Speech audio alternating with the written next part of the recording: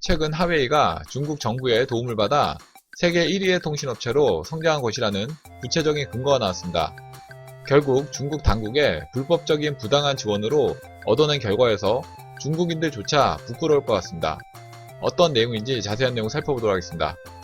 구독하기, 좋아요 많이 눌러주시기 바라겠고요. 자, 그럼 본격적인 방송 시작하도록 하겠습니다. 최근 미국은 중국 통신업체 하웨이의 제재 압박 강도를 높이고 있는 가운데 하웨이가 네트워크에 백도어를 심는 방법으로 정보를 불법적으로 빼가고 있다고 주장하며 동맹국을 상대로 5G 사업에 하웨이 제품을 사용하지 말 것을 강하게 주장하고 있습니다.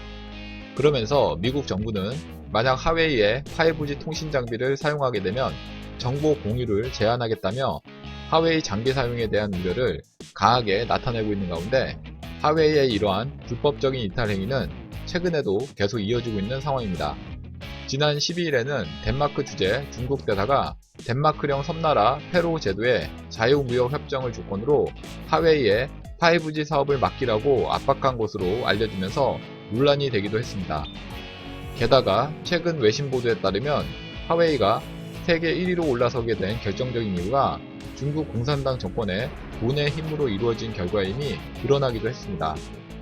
25일 월스트리트 저널 WSJ는 하웨이가 20년에 걸쳐 중국 정부로부터 최소 750억 달러, 하나로 약 87조 원 상당을 지원받았다고 보도하면서 이는 하웨이에 대한 중국 정부의 보조금과 국제금융기관의 신용 제공, 세금 감면 명세 등을 자체 분석한 결과임을 밝혔습니다.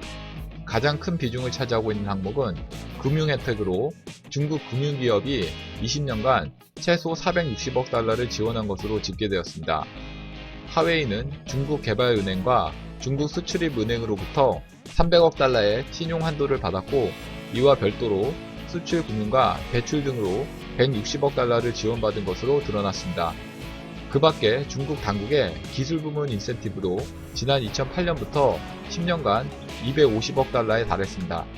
WSJ 관계자는 수치로 계량하기 어려운 지원도 있다면서 1998년부터 1999년 하웨이의 지방세 탈세 혐의와 관련된 소송에 중국 중앙정부가 이례적으로 개입했고 소송은 몇 주 만에 해결됐다고 말했습니다.